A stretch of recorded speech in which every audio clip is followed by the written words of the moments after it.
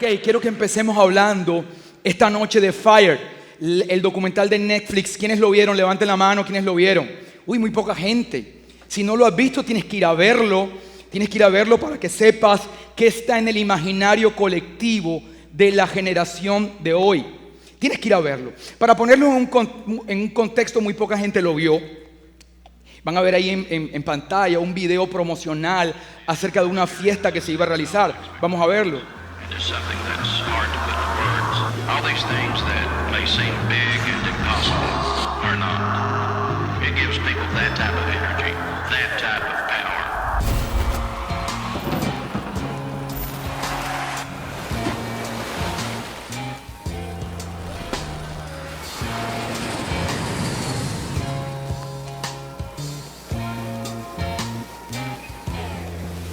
Ok, creo que es suficiente. Se me distraen algunos con esas imágenes.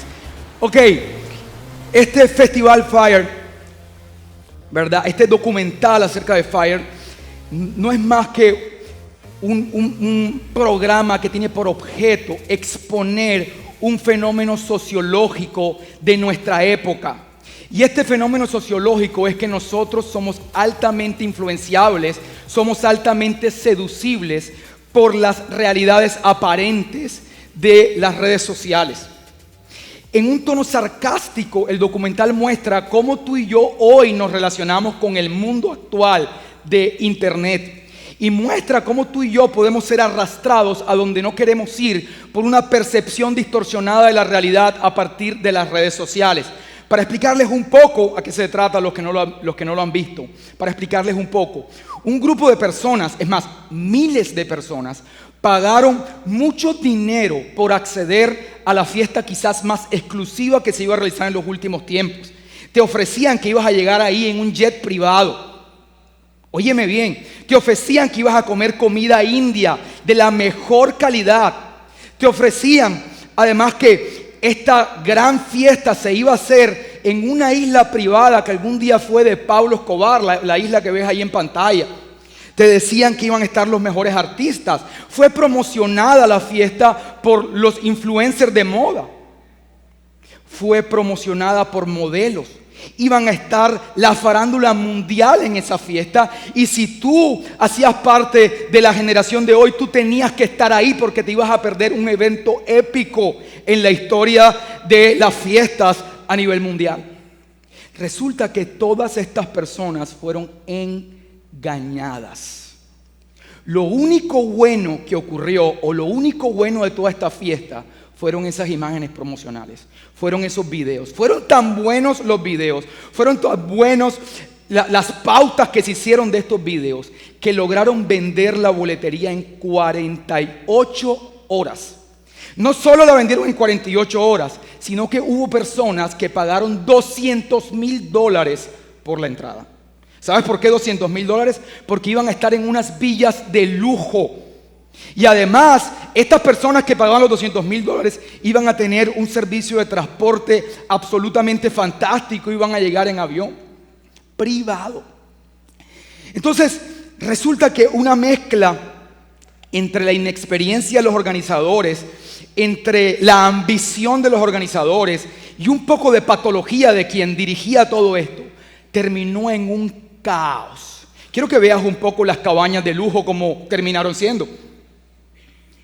Esas eran las cabañas de lujo cuando las personas llegaron. Quiero que veas la comida exótica con presupuesto de $6 millones.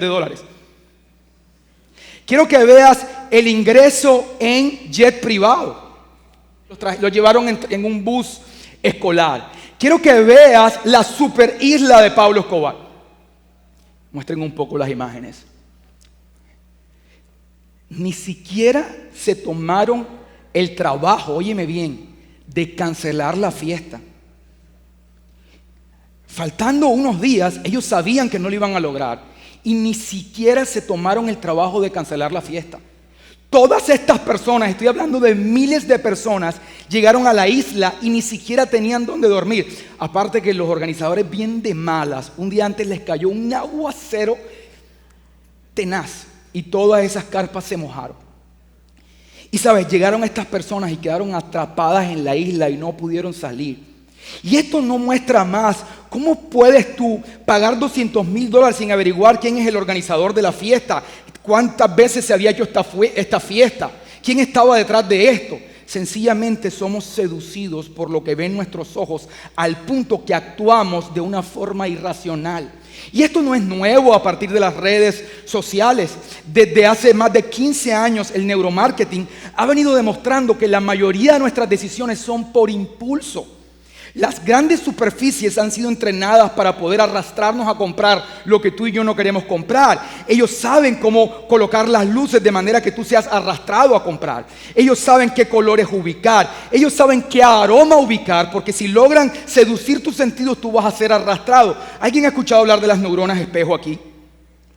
El neuromarketing ha enseñado a la gente incluso acerca de neuronas espejos y cómo nosotros repetimos el comportamiento que vemos, de manera que la mayoría de nuestras decisiones son impulsivas. Somos llevados a donde no queremos a partir del engaño por nuestros sentidos. ¿Cuáles son los sentidos? Alguien que me diga cuáles son. ¿Por acá? Somos seducidos por nuestros sentidos y podemos ser engañados. Ahora, la palabra de Dios también nos habla de engaño. Nos dice que este mundo está plagado de engaño. Es más, el mismo Jesús dice que el príncipe de este mundo es el padre de la mentira. Y dice que en él no hay verdad, porque su naturaleza es mentir. Dice que desde el principio él fue un homicida. Y la Biblia nos advierte que este mundo está plagado de mentiras y que los sentidos tuyos van a ser utilizados para que caigas en esas mentiras, porque desde el principio Satanás, del cual muy poco hablamos aquí porque no le queremos dar protagonismo, desde el principio está induciendo al error a los hijos de Dios. Y te vas a dar cuenta en la historia del Génesis cómo empieza el engaño a tratar de arrastrarnos a donde no queremos ir desde el principio. Y si tú quizás eres un intelectual, estás aquí esta noche, eres un filósofo, eres un tipo que lees mucho, o una mujer que lee mucho, y de pronto dices: Carlos, a mí me cuesta mucho trabajo conectar con la idea ingenua del Génesis, el tema de que una serpiente habló, que estos hombres eran los únicos que estaban ahí, que la tierra se formó en 7 días. Si tú de pronto eres un intelectual, yo quiero que tú entiendas que el propósito de esta historia simple de parte de Dios es que tú puedas conocer qué fue lo que pasó en el corazón del hombre. Y Dios utiliza un lenguaje simple que aún estamos descifrando. Y te vas a dar cuenta hoy la profundidad de ese lenguaje simple y qué es lo que el Padre quería mostrarnos en esta historia. Y te das cuenta que Dios puso al hombre, quiero que lo recuerdas, ahí en el Edén, y le dijo: todo esto te pertenece. Tú eres el rey de esto, tú eres el patrón aquí. Tú le vas a poner nombre a los animales, todo es tuyo. Ahora, puedes tomar de todos los árboles. ¿De cuántos árboles podía comer? De todo el fruto de los árboles que hay aquí, excepto del fruto del árbol del conocimiento del bien y del mal. Entonces dice la palabra que aparece la serpiente, y cuando aparece la serpiente sé que algunos se desconectan. Una serpiente hablando, eso me suena a una historia infantil. Pero lo que trata de expresar la palabra es que no todos los pensamientos que tú tienes son tuyos. Lo que trata de llevarte a que tú puedas comprender es que muchos de tus pensamientos, aunque vienen en primera persona, tienen que ver con un sujeto que no eres tú. ¿Estamos claros hasta ahí? Que tú identifiques que esos pensamientos que vienen a tu mente, algunos son de Dios, algunos son tuyos y otros son del mal. Por esto la figura de la serpiente que le habla a Eva. Y lo primero que le dice es: ¿cierto que Dios te dijo que no podías comer de ningún árbol? Pregunto, ¿de cuántos árboles podía comer? Pero inmediatamente empieza a traer engaño. No me voy a detener aquí. Sencillamente Eva le respondió: no, eso no es cierto. Él dijo que yo podía comer de todos, excepto del fruto del árbol del conocimiento del bien y del mal. Y mira lo que le contesta, y lo van a ver en Génesis. Le dice Eva: porque si tomamos de este fruto, si comemos de este fruto, entonces moriremos. ¿Estamos claros? Y mira lo que le contesta Satanás. Le dice: no morirán. No es cierto, no morirán. Y sabes, si tú has tenido una vida espiritual o tienes una vida espiritual, en algún momento de tu vida ha llegado un pensamiento que ha dicho: esto de Dios no es cierto. Esto de ilusionarte con estas historias no es cierto. Nosotros nos inventamos a Dios para minimizar nuestros temores hacia el futuro. ¿Cómo no saber que fuimos nosotros un día que nos inventamos a un Dios para darle explicación a todo esto? Algún momento en tu vida, si tú eres un tipo espiritual, va a llegar este pensamiento a tratar de decirte esa palabra no es real, no es confiable ese Dios, no puedes confiar en eso. ¿Quién aquí ha tenido esos pensamientos? Yo levanto mis dos manos. ¿Quién los ha tenido? Ok, gente honesta en esta reunión, me gusta. Y luego le dice, ¿sabe Dios que si ustedes toman del árbol o del fruto del árbol del conocimiento del bien y del mal, entonces se van a abrir sus ojos y van a ser como Dios? Y sabes, aquí las tinieblas mezclan unas verdades con mentiras para traer engaño. Otra de las formas de operar de las tinieblas es mezclarte verdades con mentiras para inducirte al error. Si quizás en tu vida están pasando cosas que no corresponden a la palabra de Dios, que no corresponden a lo que está ahí en la palabra, Él va a mezclar esas verdades con otras mentiras para tratar de inducirte al error. Y tú tienes que estar atento a esto. Siempre va a usar verdades para inducirte hacia donde tú no quieres ir. Por eso la frase favorita de las tinieblas es sí. Fíjate que le dijo Jesús en el desierto. Otra vez esta voz aparece. Esta vez en la historia de Jesús en el desierto aparece como el diablo, literal. Pero otra vez estamos hablando de una voz, ¿ok? Una voz. Y esta voz le dice a Jesús, si tú eres el Hijo de Dios, ¿qué le dijo? Dile a estas piedras que se conviertan. Si tú eres el Hijo de Dios, tírate desde aquí, porque su palabra dice que sus ángeles, y a ti y a mí también nos dice sí. Nos dice, si Dios es tu proveedor, entonces ¿por qué estás sin trabajo? Si Dios es tu sanador, entonces ¿por qué aquella persona se enfermó o por qué tienes ese diagnóstico?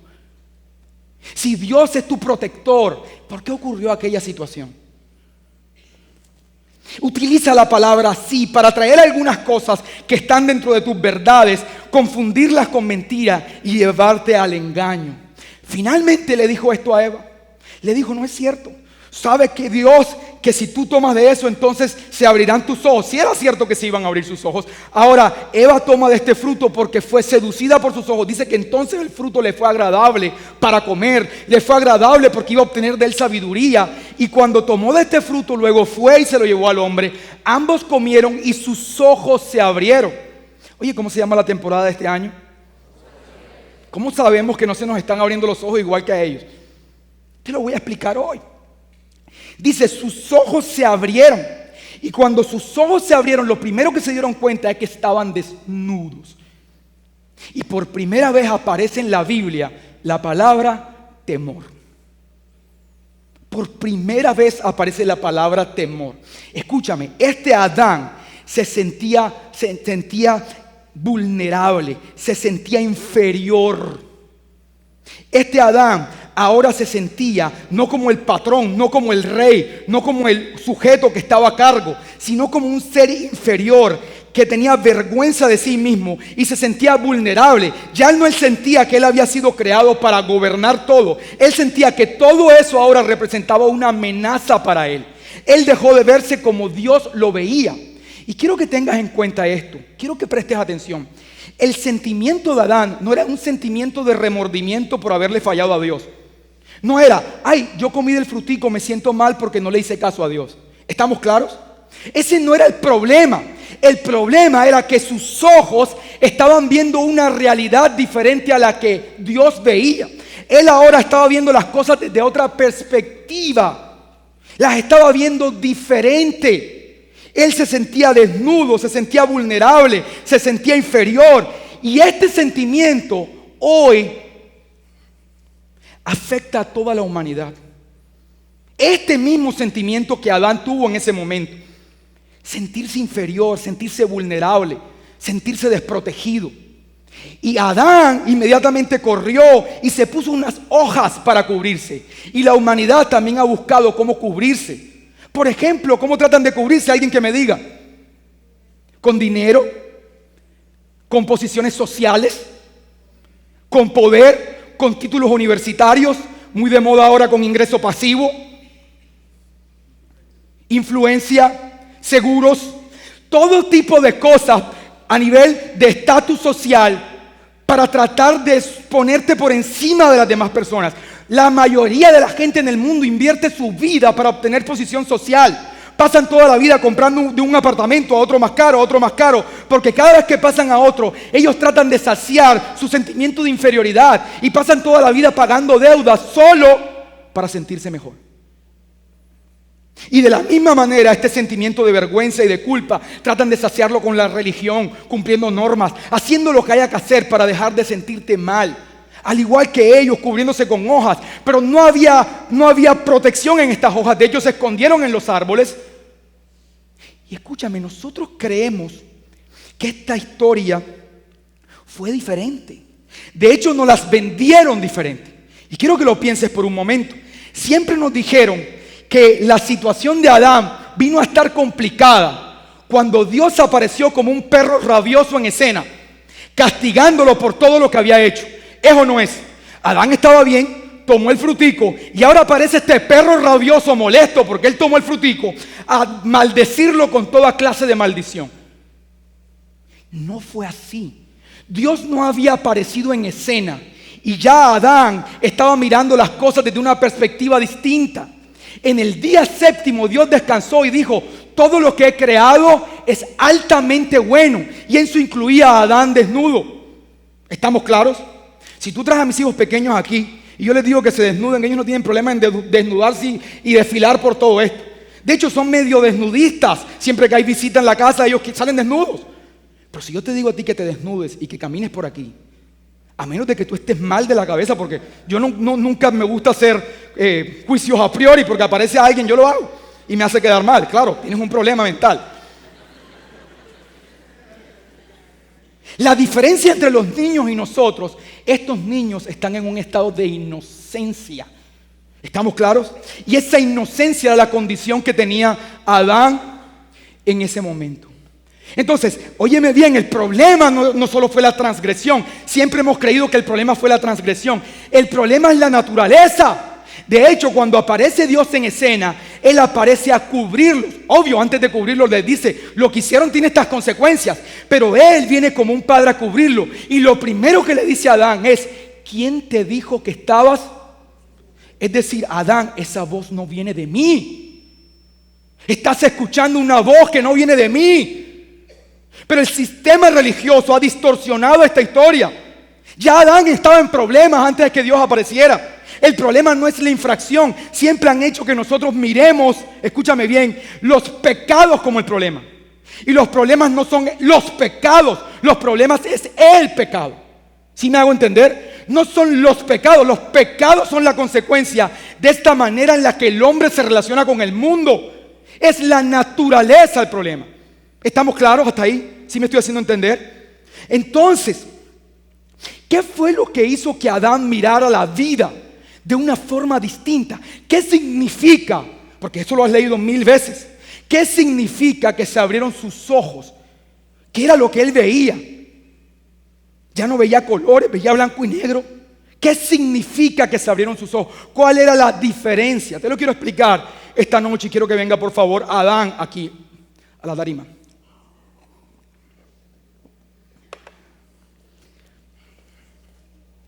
¿Ok? Pueden ponerse en posición. Ahí vieron Dios, espíritu, alma y eso somos nosotros. Nosotros somos espíritu, alma y cuerpo. El cuerpo está mirando a través de los sentidos naturales hacia el mundo que nos rodea. ¿Estamos claros? El alma de Adán estaba mirando hacia el espíritu de Dios. Y el espíritu humano estaba en perfecta unidad con el Padre. Esa es la vida de Adán, así estaba él. Óyelo bien, así vivía Adán.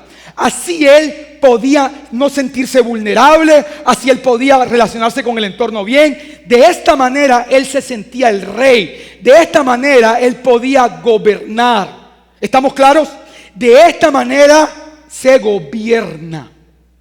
De esta manera se gobierna. Ahora, ¿qué pasó? Cuando Adán rechaza la verdad de Dios, porque Adán dijo: Dios no es confiable, lo que Él dice es mentira, Dios es su palabra. Él rechaza su palabra, lo rechaza Él. Dice la Biblia, en el principio era el verbo. El verbo era con Dios y el verbo era Dios, y el verbo estaba con Dios. Su palabra fue rechazada por el mismo Adán. Y cuando fue rechazada, ese espíritu vital, que era el que mantenía vivo a Adán, lo hizo morir. ¿Cuál era la consecuencia de tomar del fruto? Siempre hemos creído, ¿y por qué Adán no se murió? ¿Por qué siguió viviendo? Sí se murió. Lo que pasa es que se murió espiritualmente.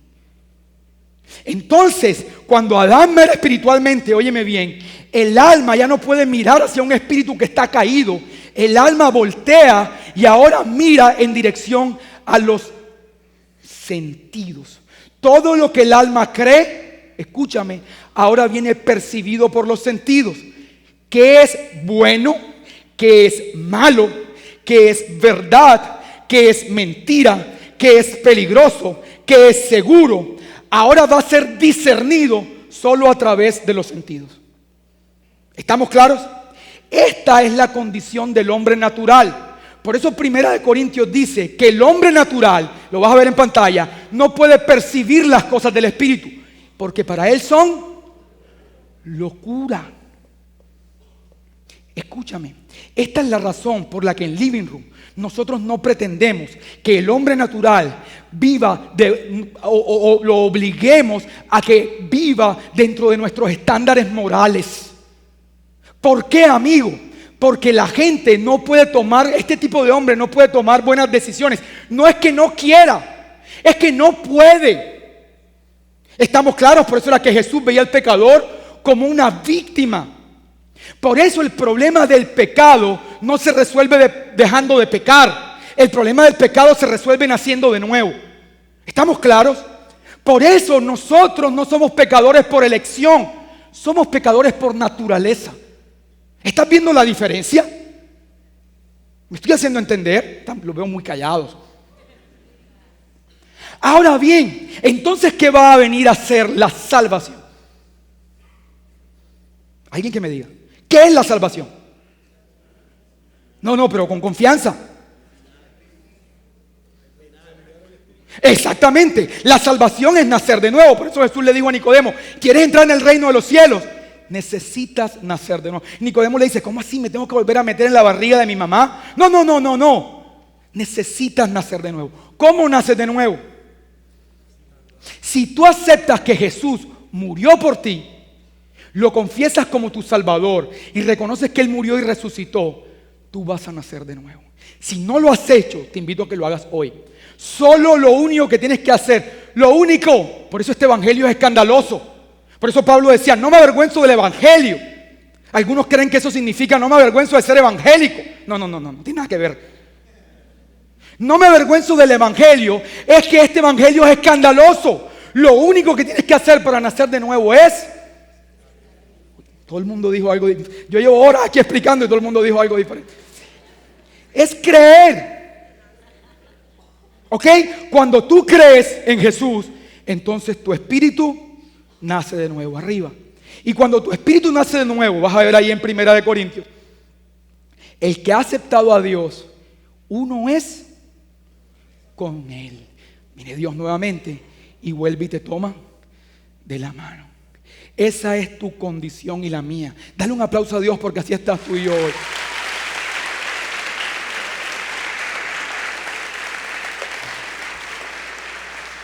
Pero no aplaudas tanto, porque ahí hay algo que no está bien. Alguien que me diga. Escúchame, amigo, ese es el problema de tuyo y mío. Ya nosotros no somos un hombre natural, nosotros somos un hombre espiritual. Óyelo bien, el asunto es que nuestro espíritu fue regenerado, pero nuestra alma aún está en un proceso. Y nuestra alma aún recibe información desde los sentidos naturales y está de cara hacia los sentidos. Por eso, escúchame, la vida cristiana no consiste en obtener algo de Dios, porque dice el libro de Efesios que Dios ya nos bendijo con toda bendición los lugares celestiales. Él ya hizo todo lo que tenía que hacer para que tú fueras bendito. La vida cristiana no consigue que desde el cuerpo consigas algo de Dios. La vida cristiana consiste en que tú renueves tu mente para que descubras la voluntad de Dios y esa voluntad de Dios se pueda manifestar en la tierra. Por eso vas a ver ahí Romanos que dice: no se amolden al mundo actual, sino más bien para que descubran buena. Escúchame esto. Jesús vivía de esta manera. ¿Por qué? ¿Por qué? Vino del cielo, vino del Espíritu. Jesús vivía de esta manera. Como Jesús vivía de esta manera, oye esto, por donde Él caminaba se manifestaba la realidad de Dios. Donde Él estaba no habían enfermos, todos eran sanados. Donde Él estaba, si había escasez, Él decía: ve, mete la mano en un pez y saca dinero. Donde Él estaba, la buena intención de tu Padre, que siempre ha estado ahí, que no está en consideración, se manifestaba. Nosotros nos hemos pasado nuestra vida cristiana convenciendo a Dios que sea bueno. Por favor, te lo suplico, sé bueno. Donde Él estaba se manifestaba todo. ¿Sabes quién logró girar? ¿Quién logró girar? Pedro. Y entonces donde Pedro estaba, la gente sanaba con la sombra. ¿Sabes quién logró girar? Pablo. Por eso Jesús dijo un día: al que puede girar, todo le es. En realidad saben lo que dijo, pero para que me entiendan. Jesús dijo: al que puede girar, todo le es. Todo le es posible. Esa es nuestra vida cristiana, es renovar nuestra mente. Ahora escúchame bien, así estamos tú y yo. El asunto, amigo, es que con que tú digas: yo renuevo mi mente aquí y ahora. Eso no va a pasar así. Nosotros queremos todo, que nos los manden por rápido. Esta es la vida cristiana. La vida cristiana solo puede vivirla Cristo. Y nosotros solo tenemos que girar hacia donde Él. Escúchame bien. Esto fue una introducción larga pero necesaria. ¿Están de acuerdo conmigo? Quiero compartir contigo 3 sencillas cosas para que tú puedas girar y puedas vivir la clase de vida que Dios quiere que tú vivas, para que tú puedas renovar tu mente. Ahora, cuando vamos al gimnasio, sé que aquí hay mucha gente fit. Levante la mano la gente fit de la reunión de las 6. Uy, poquita gente. Muy poca gente.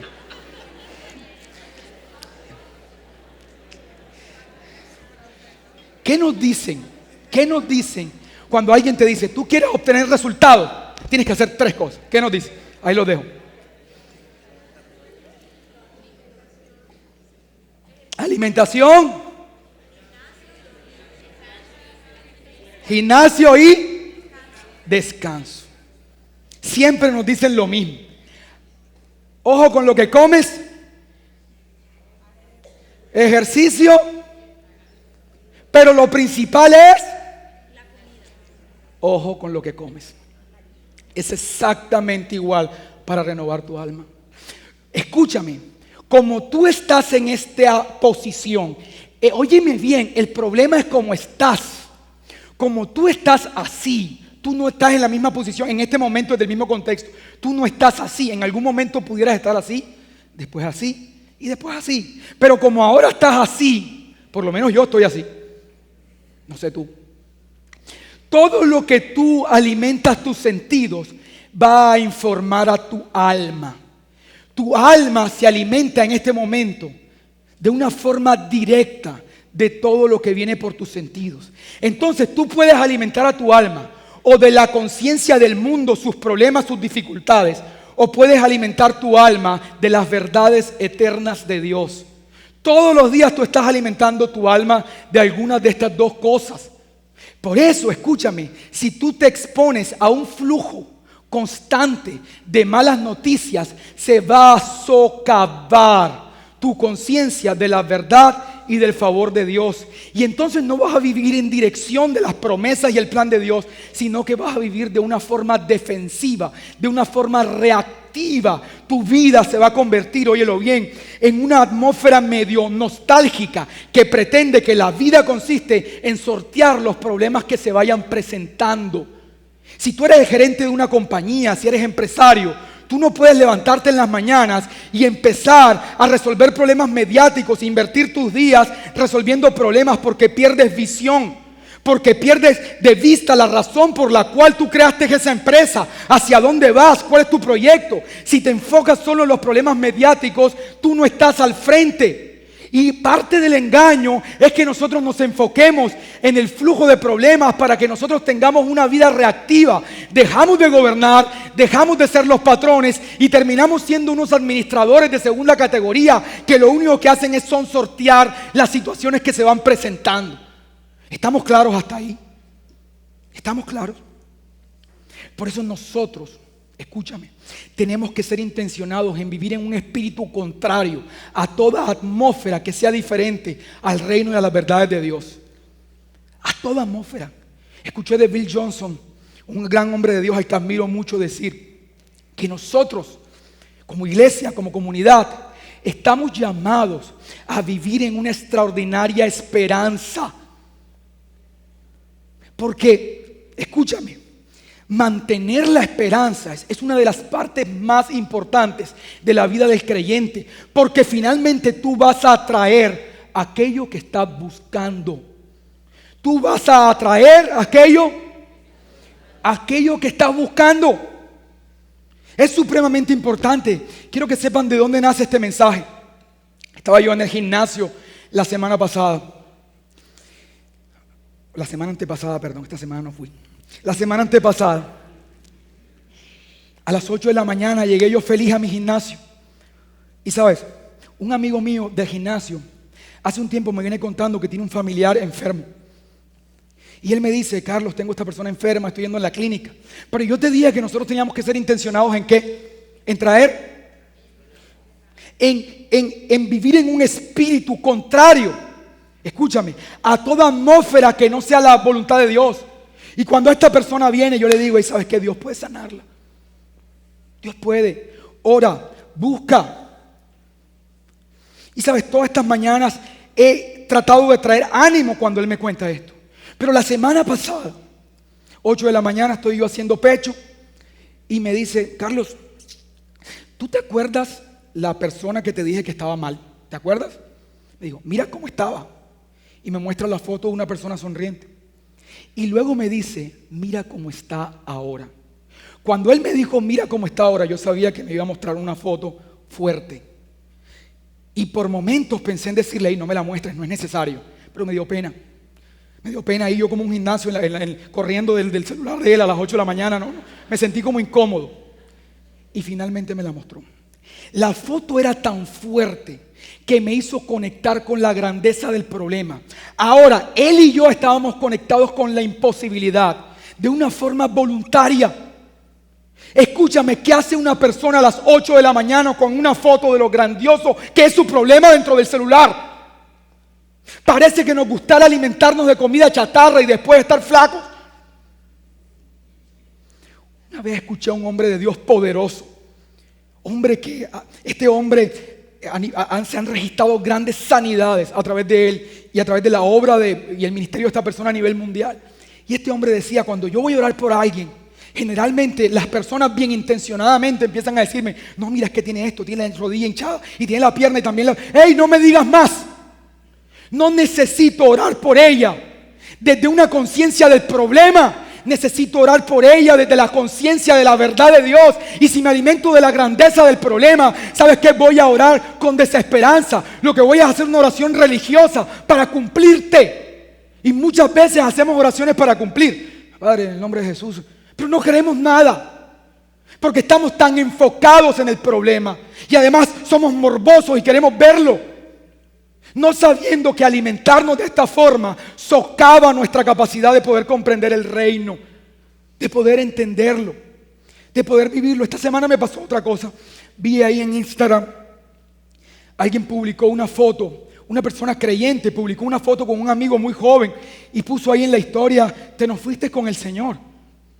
Y me llamó la atención. Me llamó la atención que haya escrito eso, pero me quedó dando vueltas en la cabeza.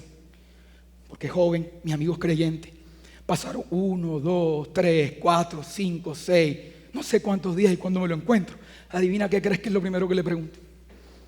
Amigo, cuéntame de tu amigo. Dice, vi que pusiste una foto. Él me dice, sí, mi amigo murió de repente. ¿Qué crees que pregunté después? ¿Y de qué murió? No era necesario. Yo no quiero negar la realidad. No me malentiendas. Lo que no quiero es alimentarme de una realidad innecesaria que socava mi capacidad de comprender el reino, porque estoy viviendo un proceso y eso no me hace bien.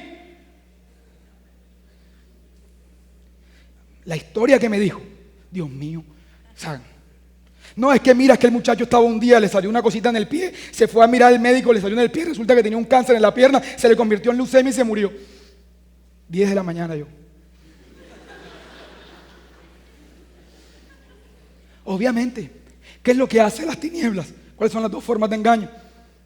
Enseguida vino el sí de Satanás. Si él es creyente y se murió,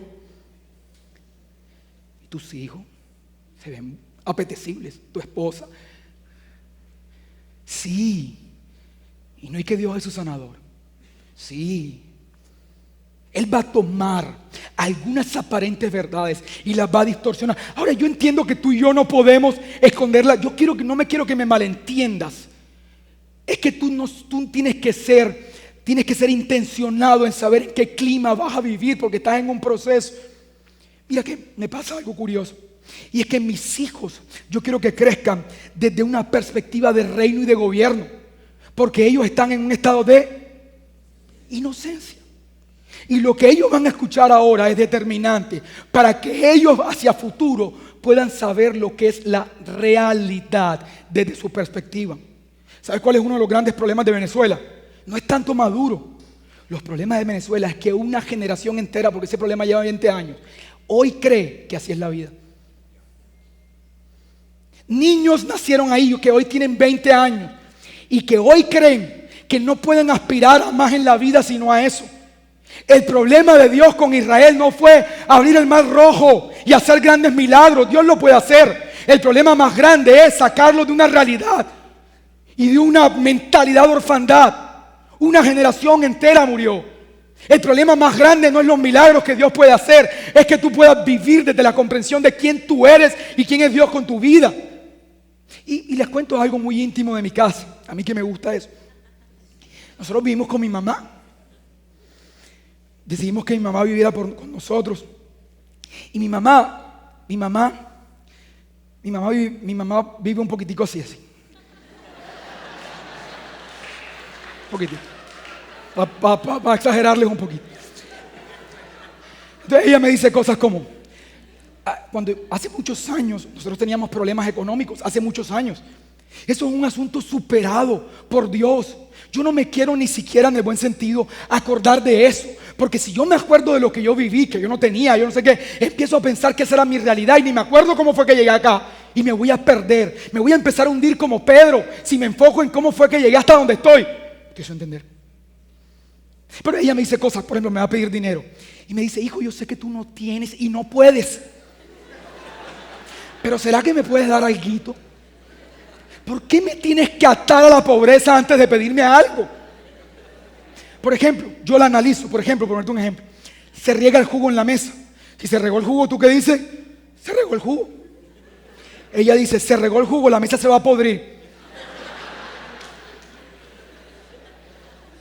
Si los niños están jugando con el iPad, no les dicen, niños, ya cierren el iPad porque ya está. No, niños, no vean tanto eso que se quedan ciegos.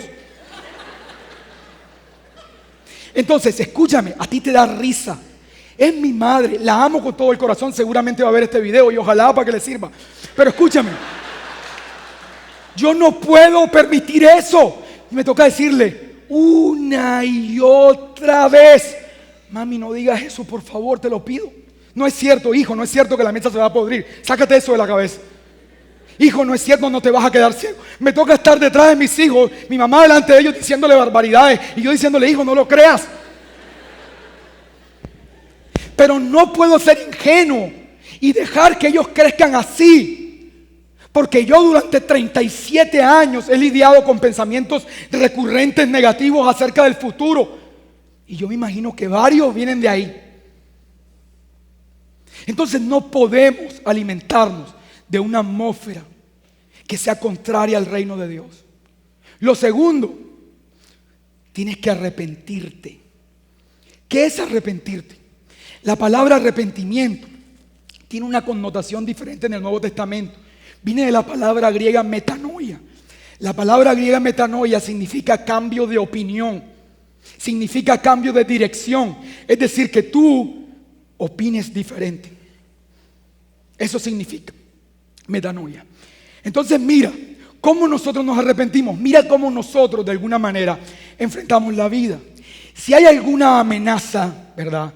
Una amenaza, un problema económico, cualquier tipo de situación amenazante, tus sentidos naturales la perciben. Ok, entonces inmediatamente, normalmente lo que nosotros hacemos es empezamos a meditar en el problema.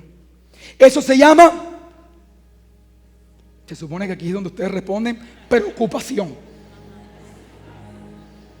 Preocupación. Tú y yo empezamos a meditar. ¿Y cómo lo vamos a resolver? ¿Y cómo lo vamos a hacer? ¿Y dónde salió esto? ¿Y por qué fue esto pasó? ¿Y por qué me pasó a mí? ¿Qué pasó? Y empiezas a meditar en el problema. Pero la Biblia dice que con preocuparte no resuelves nada. De hecho, lo que haces es aferrarte más a la percepción de los sentidos. Ok. Lo segundo que nosotros hacemos es que empezamos a hablar del problema. A hablar, le tomamos fotos incluso como mi amigo. A hablar y hablar del problema. Escuché de este mismo Bill Johnson decir: yo no voy a hablar con nadie de un problema. No voy a hablar de un problema con nadie que no sea parte de la solución. Eso está como para ponerlo en Twitter. Te lo repito, no voy a hablar de un problema con nadie que no sea parte de la solución. Porque si estoy hablando de un problema con alguien que no es parte de la solución, estoy alimentando la conciencia de la vida y de sus problemas. Pero la Biblia que dice en Filipenses, dice: no se preocupen por nada. Ahí lo vas a ver en pantalla si lo ponen. Más bien, oren por todo. Y lo que necesitan. ¿Y qué te dice el Padre para que tú te arrepientas? Para que puedas cambiar de dirección. ¿Qué te dice para que haya metanoia? Te dice: tienes que ir a mi presencia. Y tienes que decirme lo que está pasando inicialmente. Y todos nosotros lo hacemos. ¿Cuál es el problema, amigo? Que nosotros no llegamos al punto donde decimos: gracias, Señor, por todo lo que has hecho. Nosotros solo quedamos en que llevamos nuestra incredulidad y nuestra preocupación a Dios. Y creemos que eso es orar. Y nos salimos de ahí con la misma preocupación en las manos. Confundimos el llevar las cargas a Dios, lo confundimos con restregar nuestra incredulidad delante de Él. Tú no puedes salir de tu lugar de oración sin que tú estés de acuerdo con Dios. Una oración eficiente no es la que le pasa una lista de cosas a Dios. Una oración eficiente es aquella en la que tú terminas mirando las cosas desde la perspectiva de Dios. No te pares de ese lugar de oración lleno de angustia porque no hiciste nada, perdiste el tiempo. Lo que hiciste fue preocuparte delante de Dios. Lo que tienes que hacer, óyeme bien, es entrar en un nivel donde tú mires con los ojos de Dios, porque el Espíritu y la fe le va a dar ojos al alma.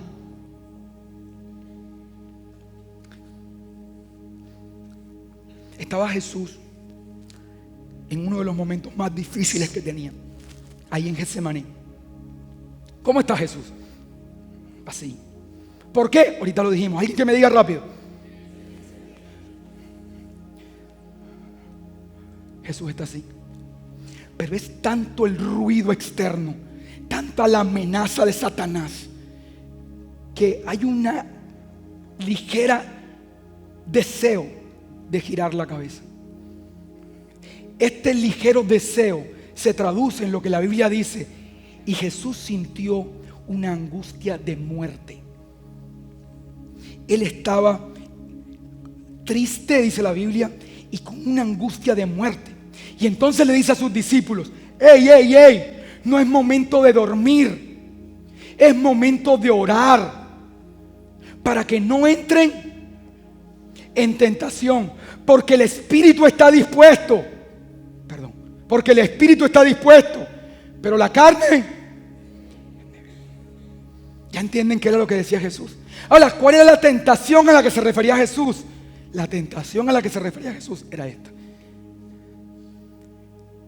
a empezar a mirar las cosas desde la perspectiva de lo que estaba ocurriendo allá afuera y perder de vista que a él no le estaban quitando la vida, él la estaba dando, que es muy diferente. Entonces le dice a los discípulos: por favor, no es tiempo de dormir. ¿Y ellos qué creen que estaban haciendo? Durmiendo.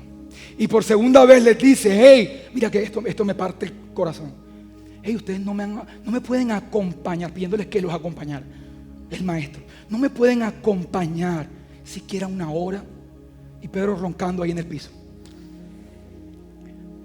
Y entonces Jesús dice: Padre, si es posible, pasa de mí esta copa, pero que no se haga tu voluntad sino la mía. Tienes que llegar en tu lugar de oración al momento del pero. No te pares de ahí sin el pero, porque después del pero viene la perspectiva de Dios. Señor, yo sé que no tengo trabajo, sé que está esta situación, la puedo ver con mis sentidos, pero tu palabra dice que tú suplirás todas mis necesidades conforme a lo poderoso que tú eres. No te pares de ahí sin el pero de Dios. Después del pero de Dios vino un ángel. Vino un ángel, óyelo bien, y fortaleció a Jesús. ¿Recuerdan Filipenses? ¿Qué dice después de: y denle gracias a Dios por todo lo que ha hecho? ¿Y qué dice después? Y la paz de Dios. Después del pero, solo después del pero, aparece el reino y trae paz sobre ti. Una paz que supera la razón. Por eso dice que la paz de Dios está por encima de nuestro entendimiento. ¿Estamos claros hasta ahí? Ahora fíjate, por eso es que una recomendación aquí. Por eso es que yo, antes de orar, y tú debes hacerlo, tú debes leer primero la palabra. Porque cuando tú lees la palabra, tú te llenas de fe. La fe viene por el oír. Después de que te llenas de fe, entonces es que oras. Porque ¿cómo vas a orar si tú no crees? Primero aliméntate para que luego, cuando hables con el Padre, empieces a hablar desde su perspectiva. Es como las canciones en el libro, no sé si se han dado cuenta. Tú vienes y cantamos, pero al principio, las primeras canciones, seamos honestos, las primeras canciones uno está así como que no, todavía no me conecto. Pero después de la palabra, la gente se quiere desgarrar la garganta, porque ya tú dejaste de conectar con la música. La música y la melodía no importa. Tú estás conectado con el reino y con la paternidad de Dios. Y eso marca una diferencia. Seguramente las primeras canciones tú empiezas a conectar con la melodía. Ay, me gustó, no me gustó. Ay, está bonita, me erizó, no me erizó. Pero después que escuchaste la palabra, amigo, ya tú no estás pensando en melodía, tú estás pensando en adorar. Y entonces vemos una escena que me ha llamado la atención en este mensaje, construyéndolo. Y es que los predicadores, cuando están hablando de Jesús durmiendo en la barca, ¿lo recuerdan? Y los discípulos preocupados dicen: es que si tú quieres ser como Jesús, tú tienes que aprender a dormir en medio de los problemas. Por eso cuando vienen estos mundanos a despertar a Jesús, Jesús se pone bravo. ¿Y qué es lo que les pasa? Y se para y... sí, Jesús, cuando tú estabas durmiendo bien, pero ahora que nos quedamos dormidos nosotros, tú te pones bravo.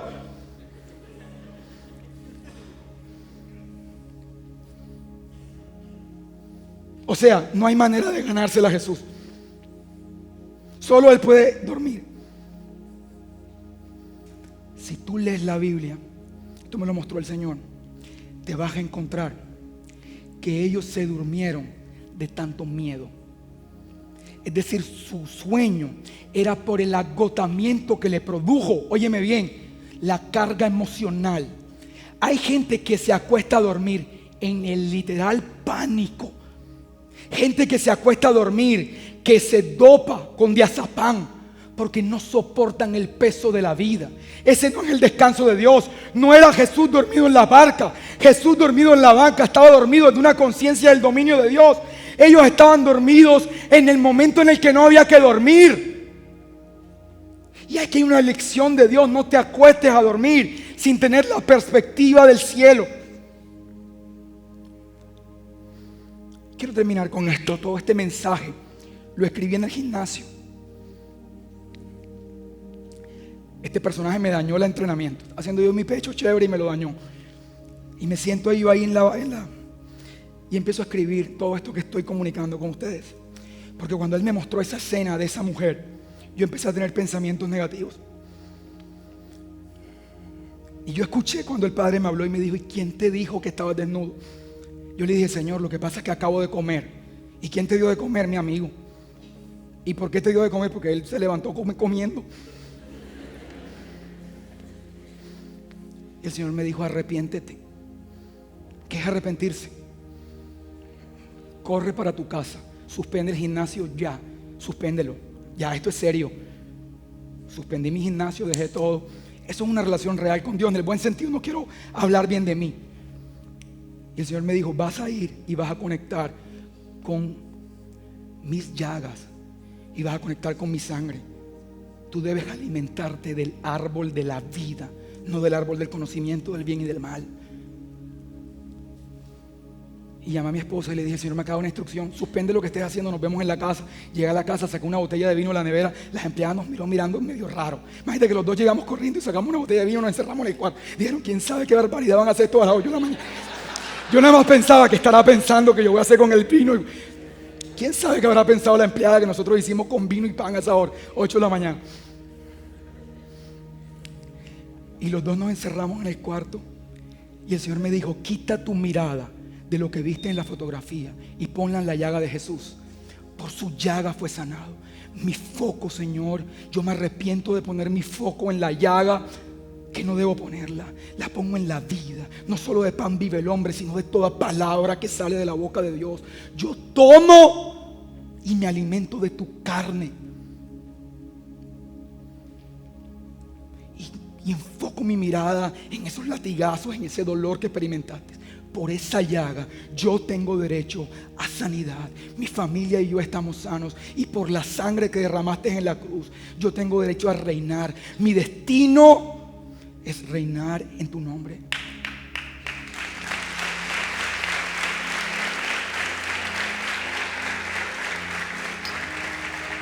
Suspendan el pan y el vino un segundo, que esto que voy a decir es muy importante y no quiero que nadie se lo pierda.